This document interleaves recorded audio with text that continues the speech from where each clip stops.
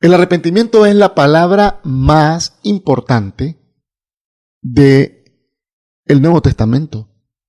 Para la iglesia neotestamentaria, el arrepentimiento es la palabra insigne. ¿Por qué? Porque el arrepentimiento es la puerta de entrada a la nueva vida espiritual. Ninguna persona puede decirse a sí mismo que es un creyente si antes verdaderamente no está arrepentido. Por eso es que los pastores, en nuestras predicaciones, le pedimos a las personas que por favor en público levanten su mano y confiesen a Jesús como Señor y Salvador.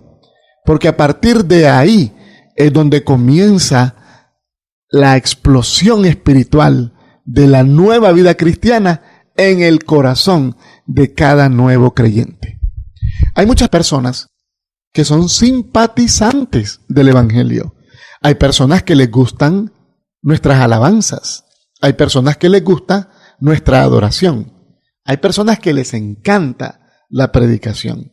Hay personas que les encanta que oren por ellos, que los unjan con aceite, que les visiten en casa e inclusive a través de la experiencia hemos visto personas que son dadivosas con la obra de Dios, pero que a la hora de hacer una decisión parteaguas, a la hora de hacer una decisión real, lo niegan o le dan tácticas dilatorias, diciendo que no lo han pensado muy bien, que necesitan un poco más de tiempo y X, Y, Z excusas. Sin embargo, hoy, siempre con el estilo único del pan verdadero, que es de una manera sencilla y clara. Muy bien, vamos a comenzar con algunos falsos conceptos de arrepentimiento. Para averiguar qué es un arrepentimiento real, primero quiero que abordemos algunos falsos conceptos del arrepentimiento. Vamos a comenzar. Número 1. Arrepentimiento no es estar convencido de pecado. Quiero repetirlo. Arrepentimiento no es estar convencido de pecado. Muchas personas saben que su situación es lastimosa delante de Dios. Saben que están muy mal. Saben que han tocado fondo, pero no quieren arrepentirse. No lo desean hacer. Entonces, esa convicción y esa seguridad del pecado que padecen no significa necesariamente que estén arrepentidos. La convicción es buena, por supuesto, porque la convicción siempre precede al arrepentimiento. Pero la convicción sin arrepentimiento queda en igual situación. Queda el hombre en el mismo pecado. Los pastores que me escuchan, los líderes, los obreros que predican la palabra del Señor en sus iglesias o en diferentes sitios, con diferentes auditorios, generalmente se han dado cuenta que cuando Dios les usa, hay unas personas que reciben la palabra, se compungen de corazón. Uno nota que la palabra está llegando al alma porque el rostro lo está revelando. Y uno dice, Señor, tú estás tocando el corazón de aquel. Pero a la hora de hacerles el llamado, a la hora de pedirles que se arrepientan públicamente, no lo quieren hacer. No quieren. Simplemente porque les da pena, porque no están completamente convencidos por el Espíritu Santo y porque en el peor de los casos aman el pecado. Así que les voy a dar algunos textos. Vamos a ver. Aquí en el libro de Génesis, en el capítulo 6, el versículo 3. Entonces dijo Jehová, no contenderá mi espíritu con el hombre para siempre, porque ciertamente él es carne, pero vivirá 120 años.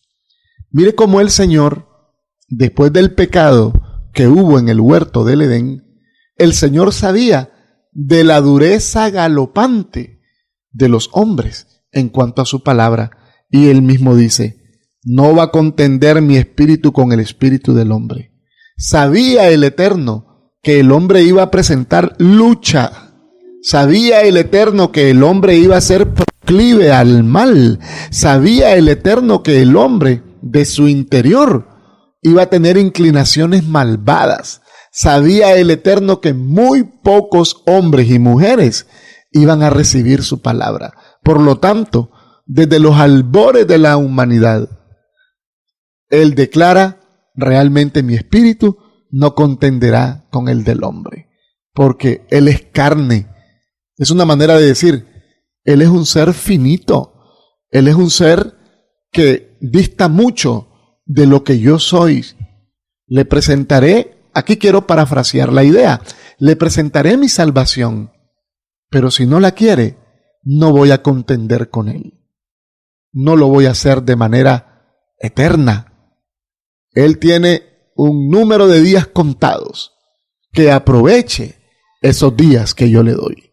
Es una manera de explicar la idea que nos presenta Génesis 6:3. A mí me gustaría preguntar si hay alguien que nos escucha que no conozca a Cristo. ¿Cuánto tiempo tienes tú de estar evadiendo al Señor? ¿Cuánto tiempo tienes tú de estar esquivando el mensaje de Cristo? También me gustaría preguntarles si ustedes que ya son creyentes, que son líderes, que son pastores, que son obreros de la obra de Dios, ¿se acuerdan cuánto tiempo nosotros esquivamos la verdad de Dios? ¿Cuánto tiempo nosotros nos hicimos los disimulados con las verdades, con la contundencia del mensaje? Sabiendo que estábamos mal, quisimos dar tácticas dilatorias a nuestro arrepentimiento. Alabo al Señor de todo corazón en que tuvimos la oportunidad de arrepentirnos. Sin embargo, hay muchos que usted y yo conocemos que han muerto en este proceso. Sí, mañana lo voy a hacer. Sí, yo estoy preparándome. Hay gente que dice, no, yo estoy preparándome porque no quiero tocar a Dios con las manos sucias. Si esto es estando ya uno en la iglesia, con un pastor que lo ame, que lo ayude, que ore por cada quien, aún así se hace difícil, jamás podrás hacer una preparación efectiva desde tu casa. Jamás podrás hacer una preparación efectiva desde tu pecado. Así que, amado hermano, si tienes convicción del pecado, si realmente aceptas que no estás bien delante de Dios y que tus facturas están en números rojos, entonces, qué bien, te felicito. Estás a punto de arrepentirte. Hazlo, no te detengas. Vamos a ver a un individuo que ostentaba mucho poder allá en la iglesia primitiva. Viajemos, por favor, amados hermanos, hasta Hechos. Vamos al libro de los Hechos. Este es el libro que dicen los teólogos no se ha terminado de escribir, porque todavía se están escribiendo todas las obras que nosotros como iglesia estamos haciendo. Hubo un individuo que recibió una predicación contundente. Vamos a Hechos 24:24. Algunos días después, viniendo Félix con Drusila, su mujer, que era judía, llamó a Pablo y lo oyó acerca de la fe en Jesucristo.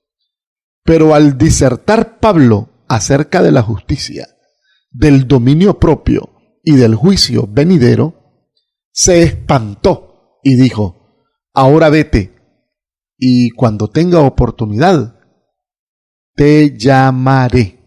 Bendito y alabado sea el Señor.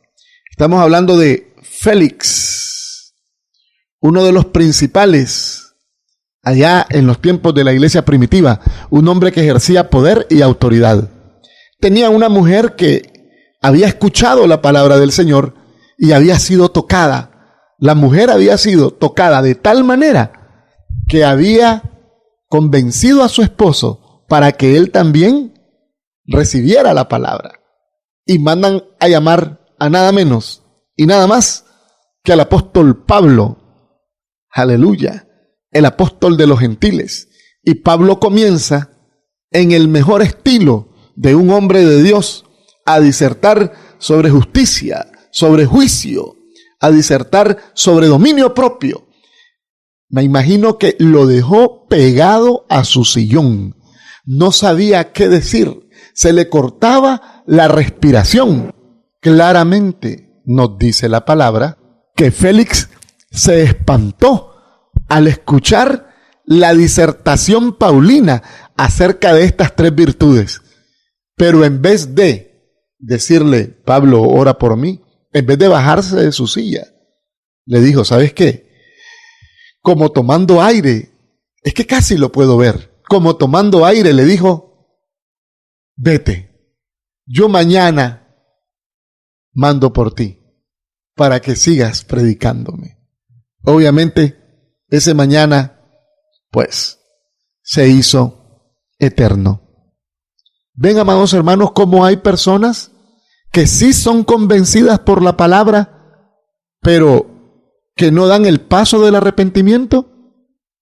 Es aquí pues donde podemos ver que estar convencido de que uno está en pecado no significa necesariamente que ya estoy arrepentido. Nos hace falta lo más importante. Lo más importante es recibir a Jesucristo como Señor de nuestras vidas. Amados hermanos, bien amados, vamos a seguir con nuestro comentario, nuestro estudio sobre el arrepentimiento. Estábamos conversando antes de este himno que escuchamos acerca de los falsos conceptos de arrepentimiento. Como número 1 dijimos que estar convencido de que uno es un pecador no significa necesariamente estar arrepentido. Muy bien, vamos al número 2. No es la tristeza del mundo. No es la tristeza del mundo. Vamos a leer un texto que algunos hermanos me han dicho, hermano, este texto parece un poco oscuro. Es 2 de Corintios 7:10. Dice así: la tristeza que es según Dios produce arrepentimiento para salvación, de lo cual no hay que arrepentirse. Pero la tristeza del mundo produce muerte. Algunas personas que han leído este texto me comentan que lo encuentran un tanto oscuro. Leamos desde el versículo 8 para que tengamos un poco más de luz. Aunque os entristecí con la carta, no me pesa, pero sí lo lamenté entonces, pues veo que aquella carta os entristeció por algún tiempo. Ahora me gozo, no porque hayáis sido entristecidos, sino porque fuisteis entristecidos para arrepentimiento, porque habéis sido entristecidos según Dios, para que ninguna pérdida padecierais por nuestra parte. Es que Pablo les escribió a los corintios,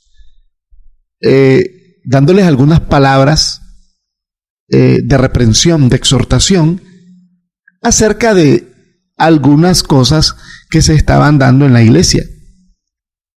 Esta carta que les manda Pablo les produjo tristeza, porque el apóstol les encara, los confronta la conducta, y entonces ellos se entristecen. ¿Pero por qué se entristecen? Porque Pablo estaba hablando verdades. Claro que sí, ellos estaban portándose mal. Pablo envía la carta y entonces ellos se sienten tristes. Y a su vez, como un efecto dominó, también Pablo se entristece porque dice, bueno, realmente mis sospechas ahora son esclarecidas. Sí están mal. Sin embargo, después de recibir la carta, después de asimilarla, de leerla, después de rumiarla, ellos deciden arrepentirse. Entonces la tristeza se convierte en gozo, porque lo que antes les entristeció, ahora redunda en alegría de salvación. Muy bien, ahora podemos ver claramente el texto, que la tristeza que es según Dios produce arrepentimiento. Cuando alguien te predica la palabra de manera contundente, cuando alguien te dice las cosas tal y como están escritas, puede ser que sorpresivamente te produzca alguna tristeza. Y esa tristeza es una tristeza que viene de Dios, porque Dios te está haciendo ver la miserable vida que quizás llevas, o te está haciendo ver que estás tocando fondo en alguna de las áreas de tu vida. Esta tristeza, si la canalizas bien, esta tristeza produce arrepentimiento. Es lo que pasa en las iglesias.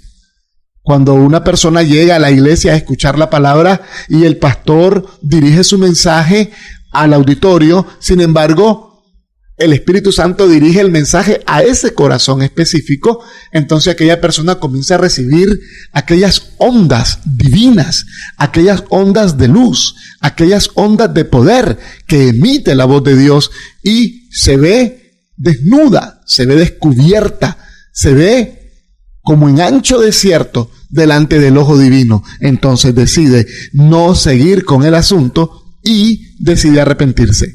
¡Qué alegría! Esa tristeza le produjo arrepentimiento. Diferente es el que está en la calle. El ladrón que atraparon robando, él se siente triste y se lamenta porque lo van a meter a la cárcel, porque lo van a enjuiciar, pero no significa que esté arrepentido. Solo es que está triste por el pecado que cometió. Pero si ese ladrón que no se ha arrepentido sale de la cárcel, obviamente volverá a cometer el mismo delito. Y así sucesivamente. ¿Por qué? Porque la tristeza que es según el mundo produce muerte. ¿Cuántas personas se suicidan por algún gran mal que están sufriendo, por alguna gran enfermedad que están sufriendo, por algún gran mal momento que están atravesando en sus vidas, tanto a nivel personal como a nivel familiar? Optan por frenar los días que Dios les ha dado, pues ahorcándose, aventándose de algún sitio alto, suicidándose de cualquier manera. Esta tristeza produce muerte. Los previos del suicidio es una gran depresión.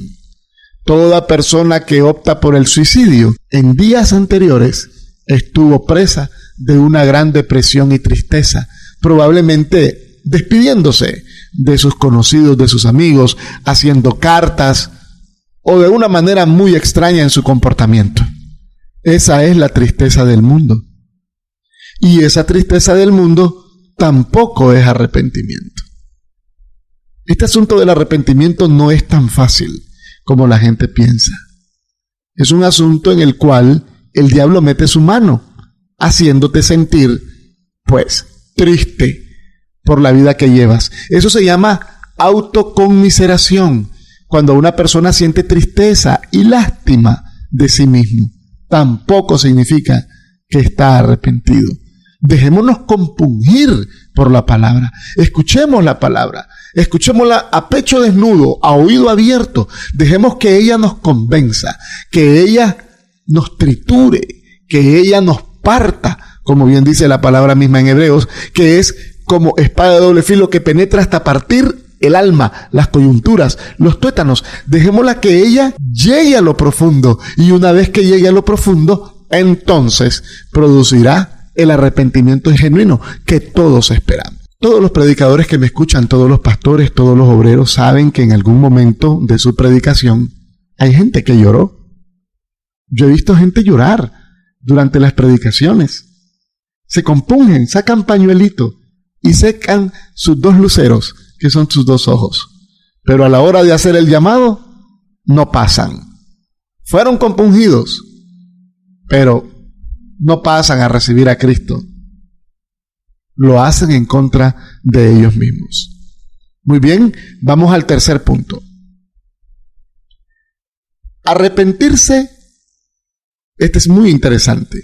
Arrepentirse no es reformarse. Voy a repetirlo.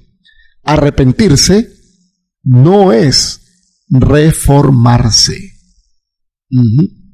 Reformarse es bueno. Enmendar el camino es bueno, pero no es un verdadero arrepentimiento.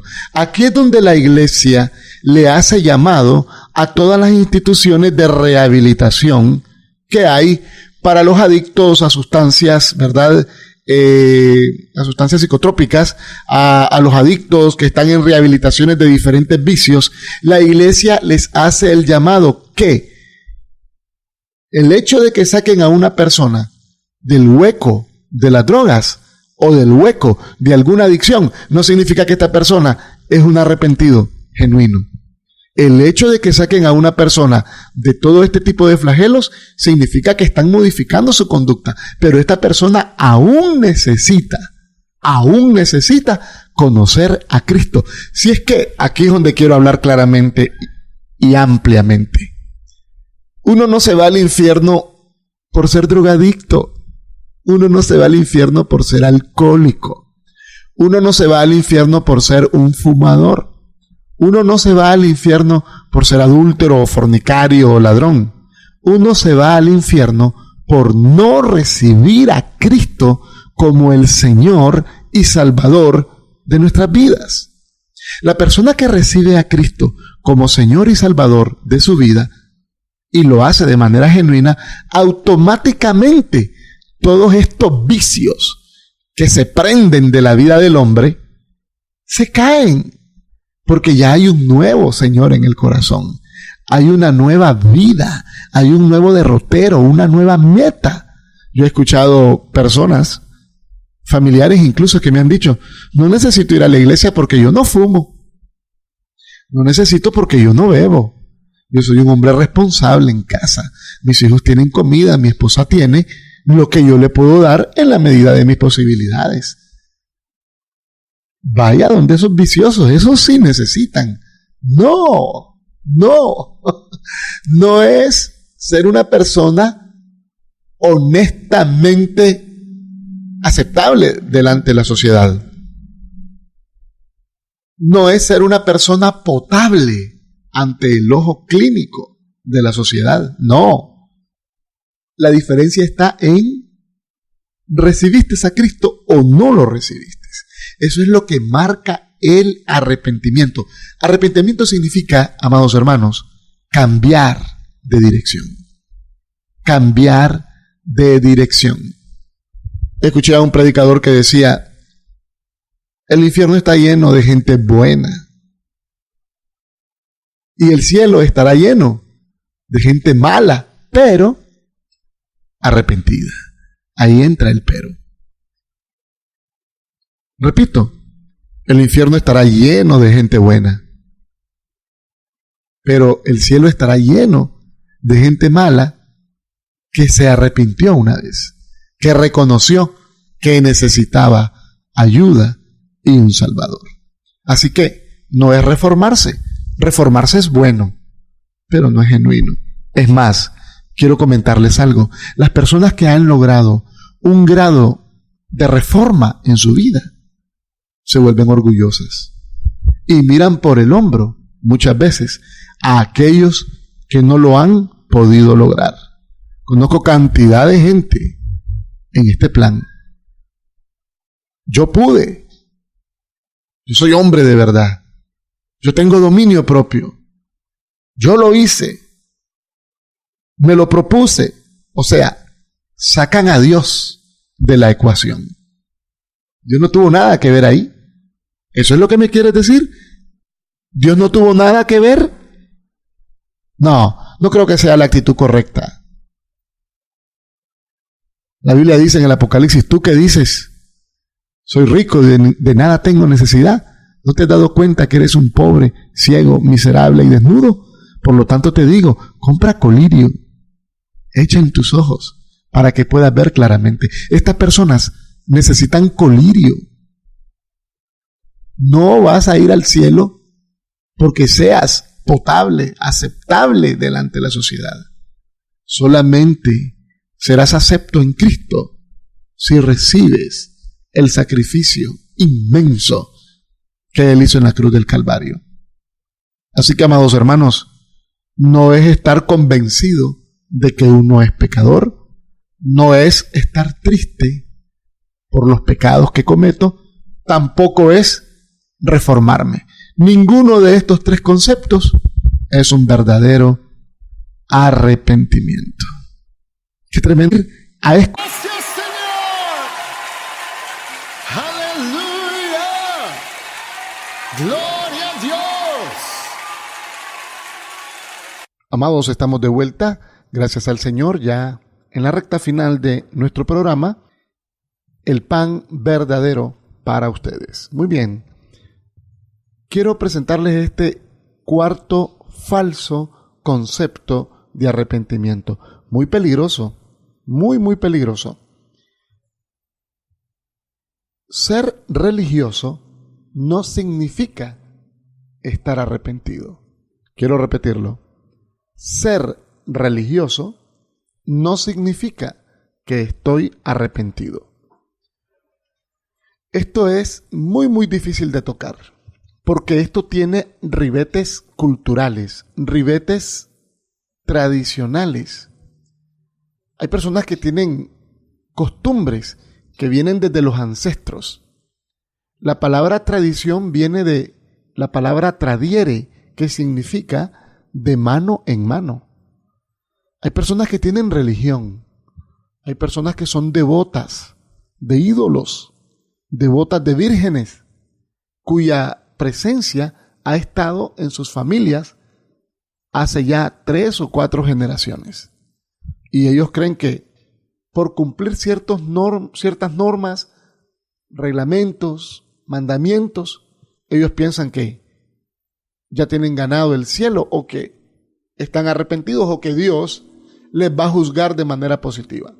No, ser religioso no significa que yo esté arrepentido. Amados hermanos, los fariseos del tiempo de Jesús eran extremadamente religiosos. Permítanme, por favor, repetir la frase. Eran extremadamente religiosos, pero también eran extremadamente hipócritas. Nuestro hermano Mateo, en su capítulo 5 y el verso 20, nos dice: por tanto os digo que si vuestra justicia no fuere mayor que la de los escribas y fariseos, no entraréis en el reino de los cielos. Observaban todos los mandamientos de la ley, todas las normativas de la ley, las observaban minuciosamente. Diezmaban hasta la menta y el comino. Eran tan religiosos que ponían en sus ropas filacterias, que eran pedazos de tela donde iban escritos trozos de la ley de Dios, trozos de la Torá. Eran hombres que conocían la escritura al revés y derecho, y aún así eran hipócritas. Aún así crucificaron a Cristo. No fueron los romanos los que crucificaron a Cristo. Los que crucificaron a Cristo fueron los fariseos y su religión. Es que el Señor vino a tumbar todo tipo de cuadraturas mentales. La ley decía ojo por ojo, diente por diente. El Señor decía: el que te dé en una mejilla, ofrécele la otra. El que te obligue a llevar la carga 1 milla, entonces ve con el 2. Pareciera que el Señor estaba empeñado en llevarles la contraria. Por supuesto que no. El Señor, que sabía que la ley era imposible, era una carga imposible para el ser humano, vino Él a tomarla y cargarla en sí mismo, cumplirla y depositarla en la cruz del Calvario, juntamente con la imputación de todos nuestros pecados, para que de ese momento en adelante todos pudiéramos tener acceso a la presencia del Señor para hallar gracia y el oportuno socorro para nuestras vidas, así como nos lo enseña la carta de los Hebreos, que en algún momento vamos a estar viéndolo. Así que no hay que ser religioso, hay que ser creyente, no hay que tener religión, hay que tener relación. Así que si tú conoces algún religioso por ahí, algún iglesiero de cualquier iglesia que sea católico, sea evangélico o sea de cualquier otra secta, si solamente es religioso, no está arrepentido. El religioso le gusta mucho juzgar. El religioso le gusta mucho poner el dedo en la llaga. Cierta vez estaba dando una enseñanza en un auditorio y le dije a todas las personas que me escuchaban: quiero hacer algo y que ustedes me digan qué opinan de ello. Agarré un tablero que tenía, un pizarrón, lo mandé a borrar, todo quedó en blanco. Luego con un marcador, yo puse un pequeño puntito en el extremo superior izquierdo del tablero y le pregunté a las personas: ¿qué ven ustedes en el tablero? Y todos, al unísono, unánimemente me dijeron el punto que está en la parte de arriba. Todos dijeron el punto. Nadie se fijó que el tablero estaba completamente limpio. Todo mundo se fue a ver solo el punto que estaba en la parte de arriba. Me pregunto, ¿será que nosotros somos así algunas veces? No miramos los grandes avances que ha hecho nuestro hermano en su vida. No miramos los grandes avances que ha hecho una familia X en su vida, sino que siempre estamos fijándonos en el punto en el cual están fallando. Eso es ser religión. Eso es ser religioso, perdón. Eso es ser hipócrita. Los fariseos jamás experimentaron el arrepentimiento, a pesar de que, como lo registra nuestro hermano Mateo en el capítulo 5, verso 20, tenían una rigurosidad extrema en su religión. Yo quiero preguntarte, ¿conoces gente, amado hermano, que me escuchas, que son rigurosos en su religión? Son rigurosos con las normas de sus iglesias. Hay personas que aman más el reglamento de su iglesia que al mismo Dios. Prefieren condenar al mismísimo Hijo del Eterno antes que quebrantar uno de los reglamentos y normas que tienen en sus iglesias. Eso se llama hipocresía. Se llama hipocresía. Y es pura religión. Y quiero decirles algo. Los religiosos son los que caen en los pecados más feos. Debemos tener muchísimo cuidado con esto. Permítame, nuestro hermano Mateo pone el dedo en la llaga. No solo en Mateo 5:20, sino también en Mateo 3:7. Al ver él que muchos de los fariseos y de los saduceos venían a su bautismo, les decía: generación de víboras, ¿quién os enseñó a huir de la ira venidera?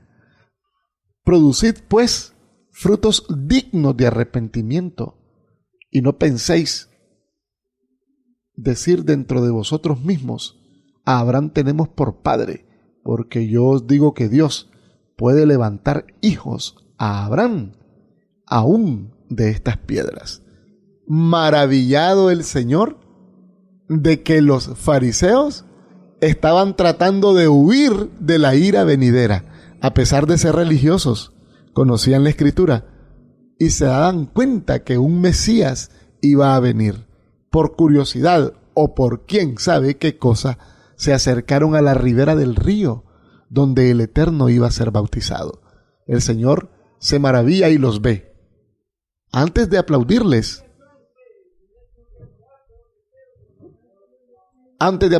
les dice: generación de víboras, ¿quién les enseñó a huir de la ira venidera?